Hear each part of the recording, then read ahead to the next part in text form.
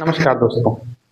क्या आपको पता है कि किसी किसान की मृत्यु होने पर उसकी अचल संपत्ति के वारिस किस अधिनियम द्वारा निर्धारित होते हैं और कैसे होते हैं?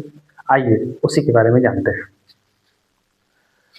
यूनाइटेड प्रोविंसेस टेनेंसी एक्ट 1939 की धारा 35 के अनुसार ये प्रावधान है, यदि कोई पुरुष किसान जिसकी मृत्यु हो जाए तो सबसे पहले उसकी अचल संपत्ति के वारिस उसके पुत्र या पौत्र जो भी हो वो होंगे।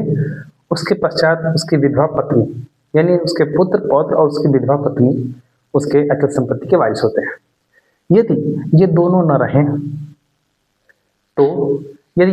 रहें तो उस मृतक किसान के वारिस उसके पिता हो जाएंगे।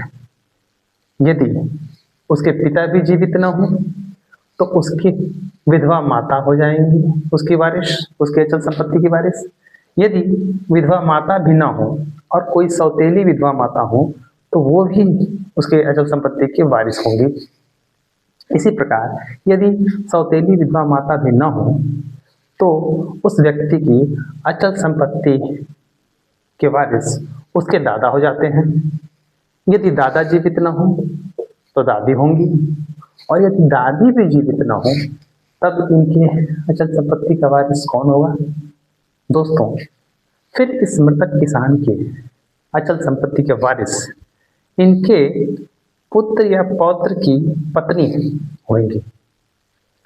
यदि इनके पुत्र और पौत्र जीवित न हो, साथ ही इनकी पति पत्नी भी जीवित न हो, तो इस मृतक किसान के अचल संपत्ति का वारिस इसकी अविवाहित पुत्री होगी।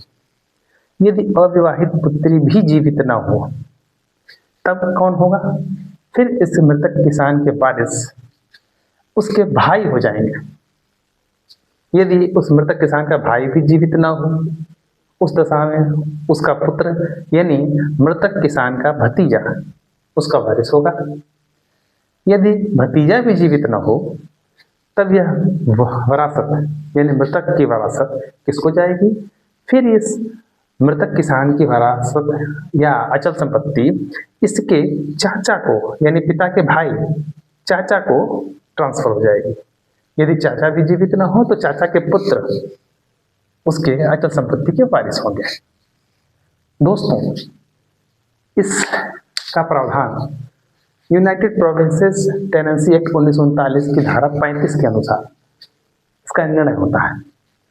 धन्यवाद मित्रों।